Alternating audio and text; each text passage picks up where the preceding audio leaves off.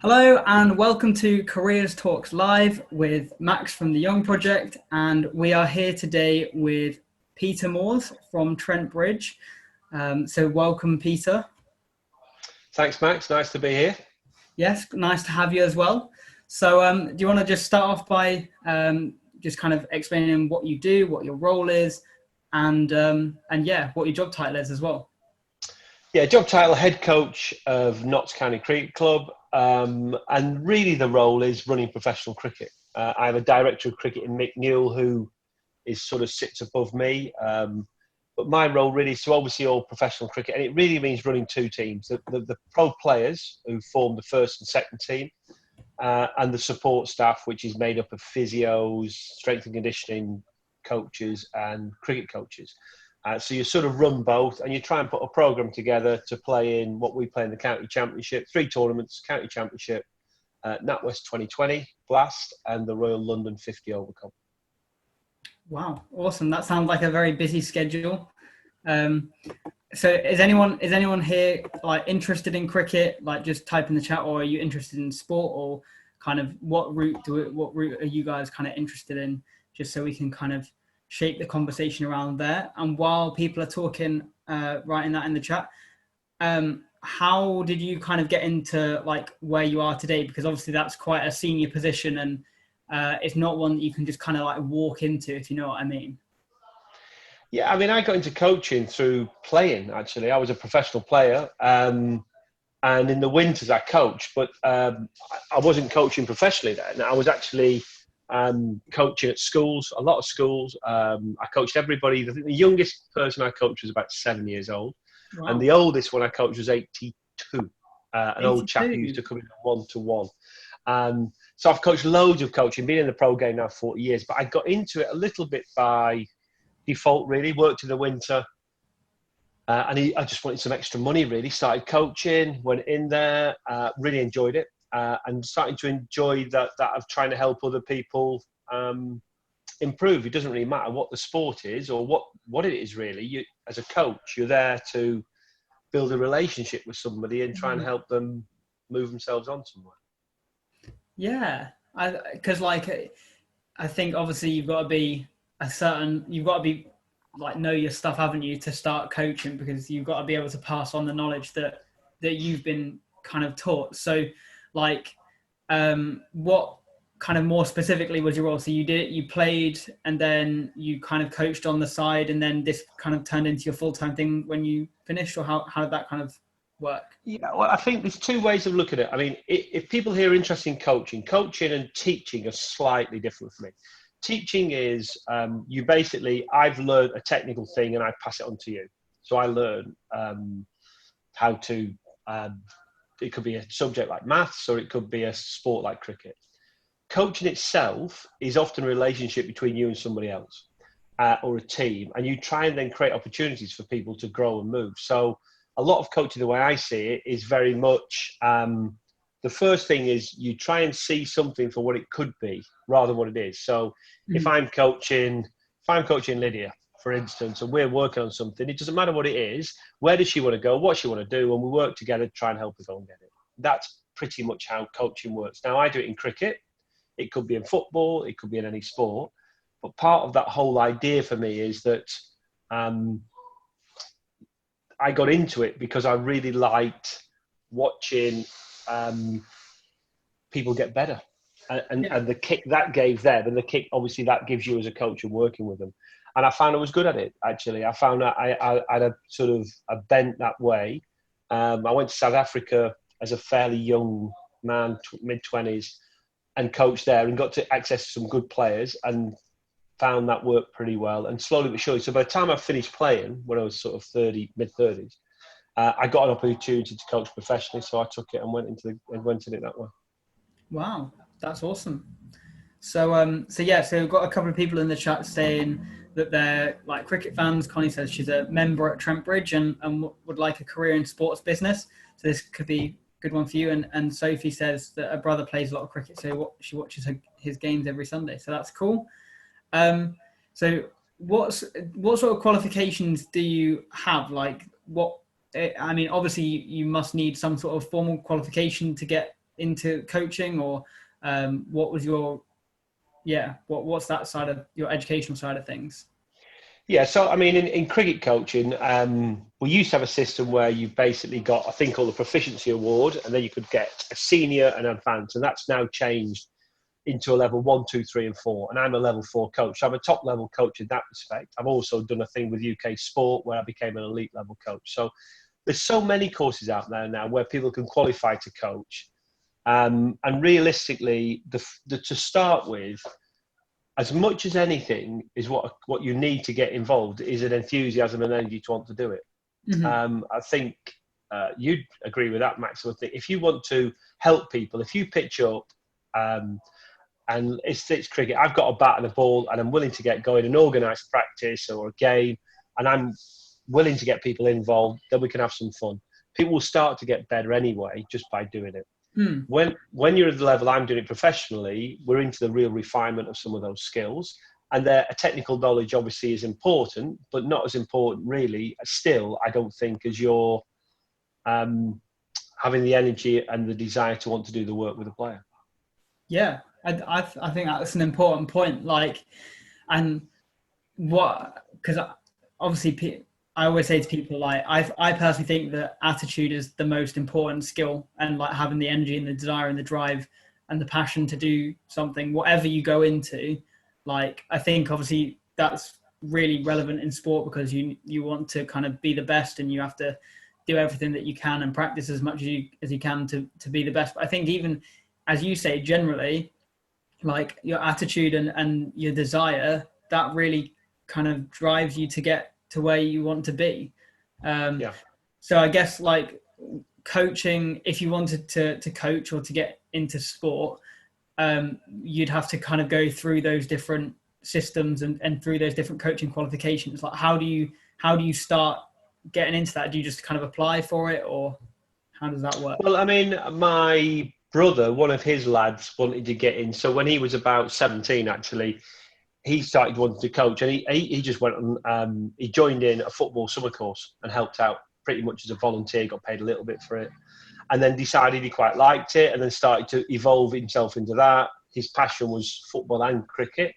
Started doing some cricket coaching, then went on a couple of cricket coaching qualifications at lower levels, and then started coaching at his club, and slowly but surely built himself up like that. So it really is, I think the first thing, if anybody wants to get into coaching or sport in general, is you have a go. You get stuck in really with somebody. And there's so many strange situations at the moment, but normally so many summer courses and stuff going on, and everybody's looking for a volunteer and to help. And you go out and you need quite a bit of patience sometimes coaching with young people and stuff like that. But the satisfaction of watching people have fun and I'm lucky in that I do a lot of work with Lord's Taverns and stuff like that. And you see some of the coaches in there that work with kids and different levels. They're fantastic. They really are. And very satisfying seeing how people move forward. And I guess, so Connie's asked a question which is relevant to that. She said, do you prefer coaching at county or international level? And what are the main differences? Well, the big difference are the pressure's quite a bit different. I like both. I think when you're coaching internationally, it's the pinnacle of your career, so it's very exciting. What happens the higher level you go up, Connie, is the pressure is more and the feedback's more. So if somebody goes and plays for England on the TV, we all watch it. Everybody's got a view. It's in the papers, and the coach and the players that they have to live with that, and it's quite challenging sometimes for a player because everybody's got a view on how they should have played. And one of the things that makes really good players is actually they're quite stubborn. They know what they're about and they stick to their guns a little bit, and they don't keep changing with everybody else's opinion because social media at the moment is one. You'll all know your social media. Everybody's got a view on everything, and part of moving on anything is you have principles often that you believe in, and you try and stick to them and be true to them when you go forward. And internationally, I think that's really important. County level is slightly different because we have different players. We have younger players. International players they're all fairly mature, good players. From at county level, we have them basic from 17, 18 all the way through to 35, 36, maybe a bit older. So it's quite a broad thing. And so we're much more into developing that player on his journey, starting off maybe as a youngster, going all the way through, hopefully to have a full career in the game and have some great fun. And Notts itself as a club is a fantastic club for that, because it's got a real family feel to it. And that's, so, I enjoy both, actually. I've been lucky enough to coach England twice, and coached at, different clubs, Sussex, Lancashire and Notts. And so I've been lucky to see different clubs, and they've all got the things that are great. Notts has got its own unique style as well. So at the moment, very happy working at Notts, and it's great fun. Sounds like I was going to ask you to pick a favourite, but I'm not gonna ask you to do that. So do you have any, and by all means, if anyone else has any questions at any stage, please feel free to write them in the chat and we'll make sure that they get asked. So do you have any advice or tips for anyone wanting to go to kind of get in your position? Well, my advice would be, if you want to go a long way in anything, allow your dreams to give you the energy to do it. Often for me, a lot of what I coach, I'm one of 8 kids. So I've got 3 sisters, 4 brothers, big family. And a lot of that, my mum was a real, we don't have much cash or anything, but she was a real driver in that you could do anything you really put your mind to it. So I would say to anybody, if you want to become very good at coaching, or, I think, one would say sports business, you set your goals on that and you start working away at it bit by bit, and you just get yourself on the ladder and do the work. And in some ways, I would say to anybody, you've got to be your own person. You've got to be. There's a great line by a bloke called Stephen Covey. He said, "Begin with the end in mind." So for me, I knew what I wanted to do. I wanted to coach at the highest level that I could. To protect myself, I decided that actually, if it never happened, I would still love coaching. So I could coach anybody, anywhere, and I was going to have a great time.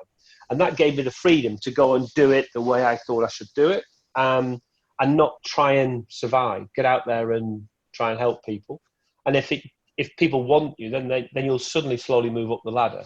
And like most things, you make a lot of mistakes when you first start anything, and be happy to make them. Just understand that's the way we learn. So I've made loads of mistakes as a coach, and I still make them.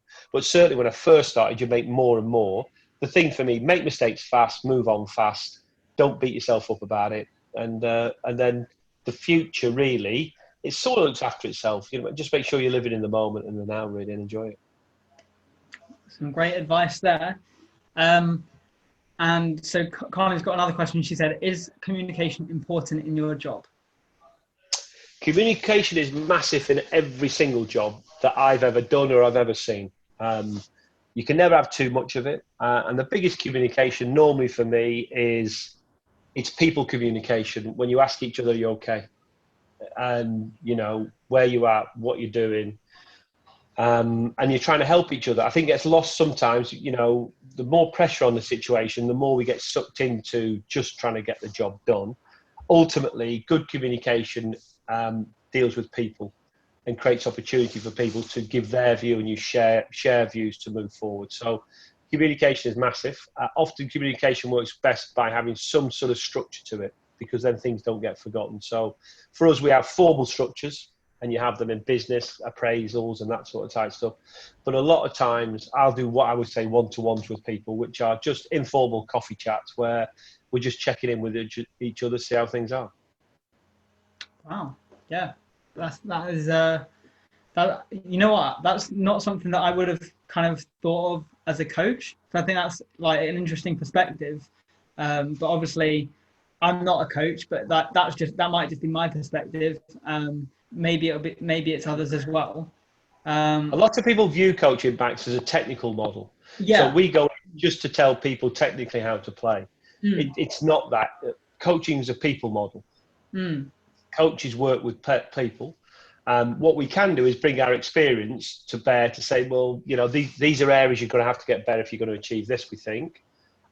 We'll try and help you do it. But then ultimately, like in most things in life, you've got to work it out yourself.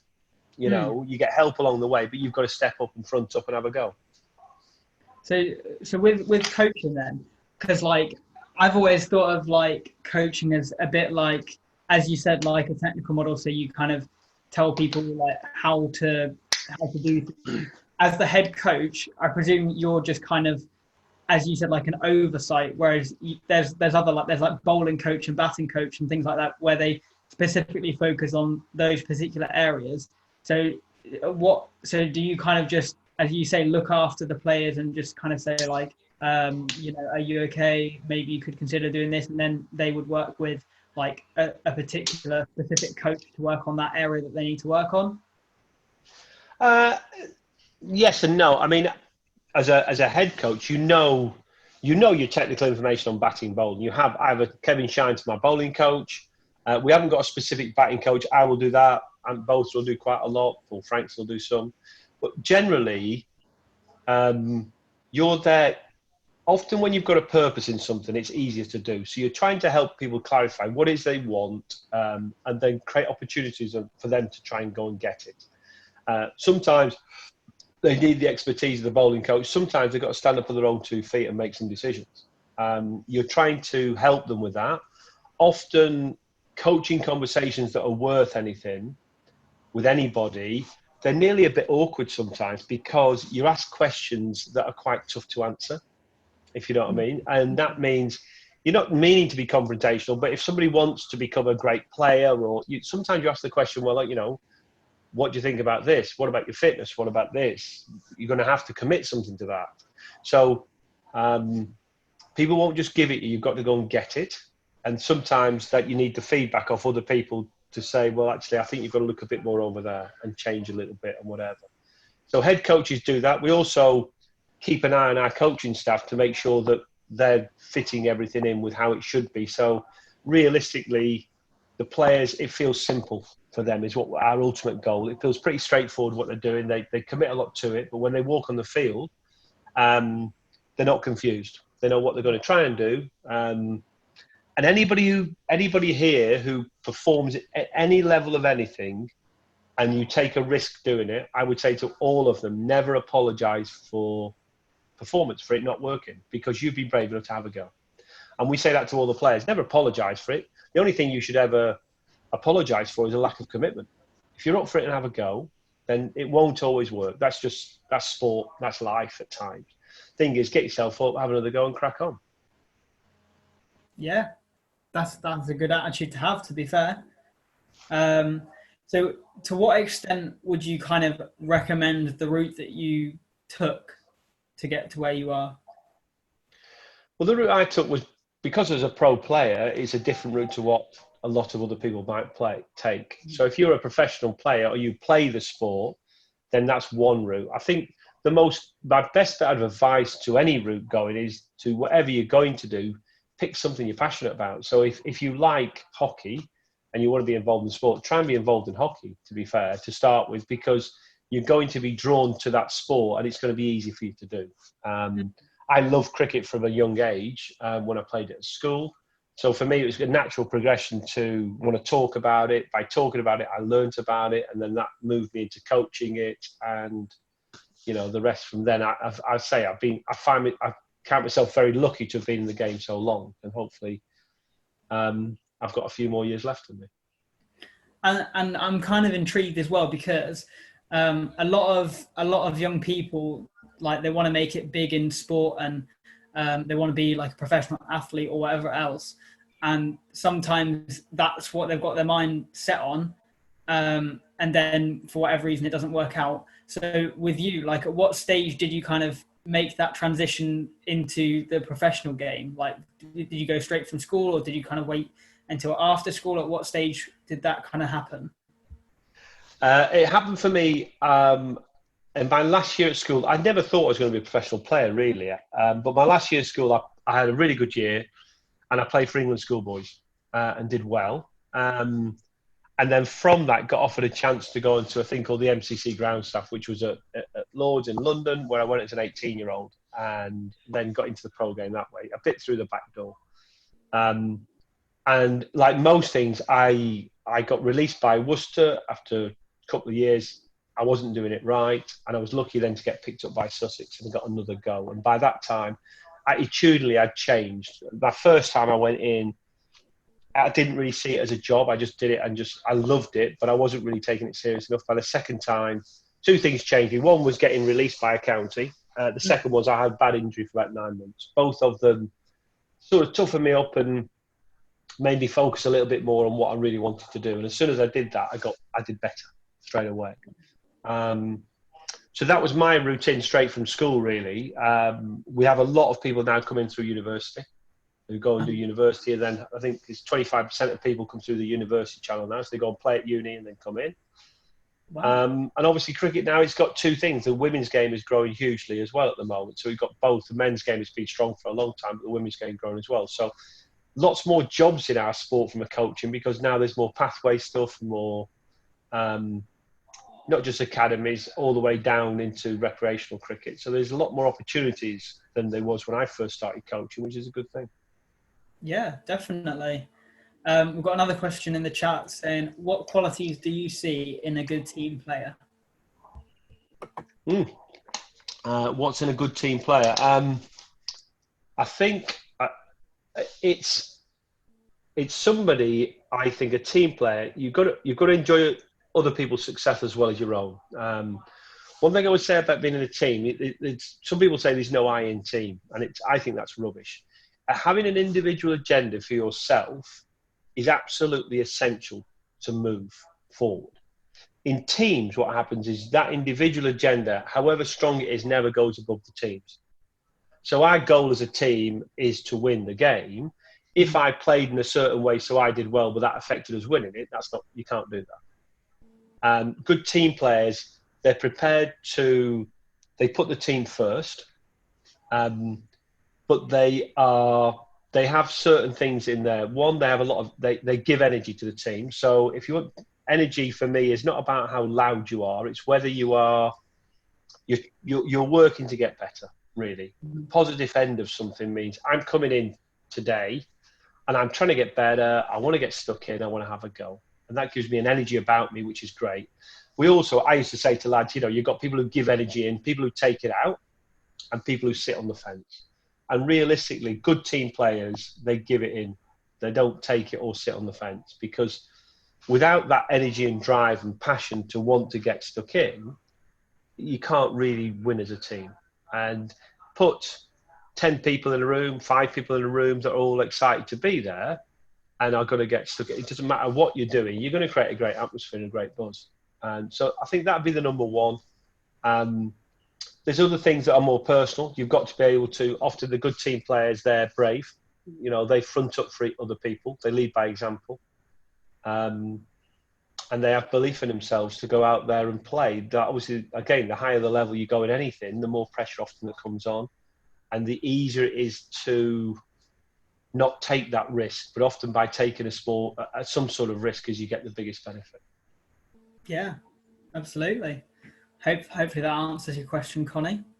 So what would you say was like the biggest factor that helped you in your journey to get into your current position? I think probably coaching in the winters when I was a player. But then the job was you had a 6-month contract through to the end of September. And I started coaching. I went abroad first and coached, and then I coached for the club, for Sussex Cricket Club. I coached in the winter. I did schools and whatever. And that gave me such a good grounding, because I've done so much coaching of so many different people. We had a thing going called the School of Excellence, which was good young players. I coached under 10s, 11s, 14s, 19s, whatever. So by the time I became a professional coach, when I was sort of 10 years on, I had a good background in technical knowledge, but also in organising things. And that got me really a head start on some other coaches who'd just been playing. And those first couple of years, you're finding your feet. And, I think, we had a bit of luck and we won a trophy in my second year, and that suddenly got me off, and I was away and we played well. Wow. And so kind of on the other foot to that, you kind of mentioned a couple of things already, but maybe there was something bigger, or maybe it was one of those. What would you say was like the biggest obstacle that you've faced so far in your career, and how did you overcome that? I suppose when I first became a pro coach, I was under quite a lot of pressure because the chief exec wanted to go for another coach. So that put me under a lot of pressure to try and win straight away, and maybe try and get people on my side, players-wise, so I could keep my job. The way I got round it, and I've used it ever since really, was to decide that actually, no, if I lost my job, that wasn't the main thing. I was going to do it the way I thought it should be done. And because I knew I would get a job in a school, not if I didn't get the job at the county. So that was my security. So I went for it. And as I say, through a bit of luck, we had some good players. We went and won a trophy, and that got me another 2-year contract. And then all my life, I've lived on contracts, which is basically 2 to 3 year contracts. So you're in the performance judgment game. So if you're doing well, you keep your job. If you don't, you lose it. And I like that really, because it means you are forever. It keeps you sharp. You're forever accountable, aren't you? You're accountable. Yeah, you are. And I think that's something that you get in sport and in coaching. It seems to be a lot more kind of short term. It can be, whereas where with some jobs you have a security of like, I don't know, full-time contracts for an indefinite period of time, and whereas like that's quite an interesting thing, that it's kind of a lot more short term and that you're constantly having to perform to keep your job. Yeah, I think if you go into the professional game, recreational, no. And coaching or sport, it don't always have to be a job. A lot of people coach, volunteer at clubs for different sports and get a lot of satisfaction, meet a lot of mates, do a lot of different things in that. So sport has got so many layers, but it's what it has got, sport, is it's a great social way to meet people. It's a great social way of, releasing energy for lots of people. And some people want to play, some people like coaching. Now there's so much of it goes on. And those jobs are much more, the further down from the professional game you go, the more secure your job, the higher up the chain. If you go and coach internationally, it's a bit like being a Premiership manager. It's fraught with danger. You get sacked at any point. Absolutely. So I've got a couple more questions, and then if anyone else has any more, then by all means, they can ask them. But if you had to do anything again, what would you change, if you would change anything at all? There's certainly things I look back and think, I could have done this much better or differently and stuff like that. But I'm not a big one for looking back, actually, if I'm honest. A bit of the no regrets, because you do it because you think it's the best thing at the time. The past is what the past is, and it gives me a steer maybe of what I'm going to do in the future. But I'm a big believer over time and experience now that I'm going to enjoy what I'm doing at the moment. I'm going to commit to it. By doing that, the future tends to look after itself a bit. I know what I want to do. I know at the moment we've got a NOTS team that I can see where that team could go to. So I've got a focus. We just work on a daily basis to try and get them there. And that seems to keep things nice and simple.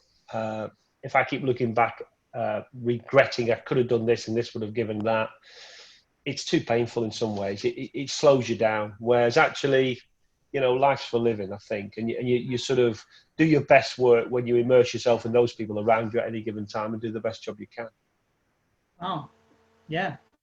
That's deep, isn't it? So I was going to say the last question that I've got is, what is the most important lesson that you've learned so far in your career? I mean, I guess you could kind of say it's similar to what you just kind of said, but I don't know whether there's anything different. Yeah, I think probably patience is one. Be more patient with people, give them a chance, give them time. I think the second one is, from a coaching point of view, is you're there to try and help people, but you can't take on their problem. So if you can't do something or you don't do something, I think when I first started coaching, I would have said, I'd try and fix it for them. And it doesn't work, because one, you end up with 20 problems trying to fix it for 20 different people. And if you don't fix it, they blame you. Ultimately, the best thing you can do for anybody is to say to them, right, you've got a challenge here. If you step over that, then you're going to get a different reward. This is going to happen for you. So for me, it might be, a guy needs needs to be more consistent in his bowling. Well, that's his challenge if he wants to move on. I will do everything I can, make the bowling coach available, talk to him. It might be a fitness related thing, but he or she has to do the work. And it's their challenge to step over. If they do, they move on. If they don't, unfortunately, then somebody else might step ahead of them. And that I didn't know at the start, but over time, with working with so many different people, it's the best thing you can do. It's the best gift you can give somebody. Is not take the problem off them. Try and help them solve it themselves. If they do, they'll feel great about it, and they've moved permanently now, which is great. Oh, awesome! Thank you very much for that. So yeah, if anyone else has any other questions, then by all means pop them in. Oh, there we go. Kind of said, do you enjoy the travel aspect of your job? Yeah, I don't mind it at all. I mean, I've stayed in a lot of hotel rooms, Connie, all around the world. So a hotel room, when you're doing too much of it, it becomes hard work because you just want to spend time at home. But I think when you first start out, the travel is fantastic. You know, when I first started as a player, I could go to Australia, I could go to South Africa, I could go and travel the world and play cricket. Couldn't be better. Internationally, it's hard work at times because you're away from home, especially if you've had children and stuff like that. You leave your loved ones, that's quite hard. County circuit, it's not so bad on the county circuit. You can be away for a week, home for a week, so you get quite a nice balance. Certainly those with young kids get away and get a chance to get a decent night's sleep when they're young and stuff like that, which is great. But yeah, the travel is, I think you go through your stages. To start with, great. Somewhere in the middle, when you've got a lot of responsibility at home, it can sometimes get in the way a little bit as well. Do any of you guys that are here want to travel in your jobs or anything like that? Or do you have any other questions that you want to ask? I mean, I think this is quite a unique opportunity because it's not often that you have like a head coach kind of being like open to ask career related questions. I've never kind of spoken or seen anything like this where, you know, people kind of open up about their job. But I think it's nice to speak about it and to kind of learn more, because I think it's not like as much of like a publicized pathway. And people, I feel like professional sports players, they tend to either, when they finish, they go like, I'm going to go off a football example here because this is what I know, but like they tend to go into like commentary or punditry or kind of coaching, as you say. And like, I think that might be a potential barrier for people in terms of like, you know, you have to be a professional to be a coach or anything like that. But as you say, you can literally go into that from like on a voluntary basis and then work your way up to where you want to be as well, can't you? Yeah, I mean, Mo Bobat, who's now working high up in the England cricket now as performance director, he started off, I knew him, he's a teacher, local teacher, loved the game, played locally and built up and he's moved forward, which is great to see. You know, I mean, opportunities there. At the end of the day, it's if you're good at your job. It's if you're and good as a coach is you help people get better and teams get better. Whatever sport you've chosen, and business is no different. You know, business coaching is very similar. You know, you help people clarify their mind and go for things. That's what you do. Ultimately, they have to make the decisions. You're there to support and sometimes just give them a nudge if they need a nudge. So we've got a couple more questions. Sophie says, do you have a memorable game?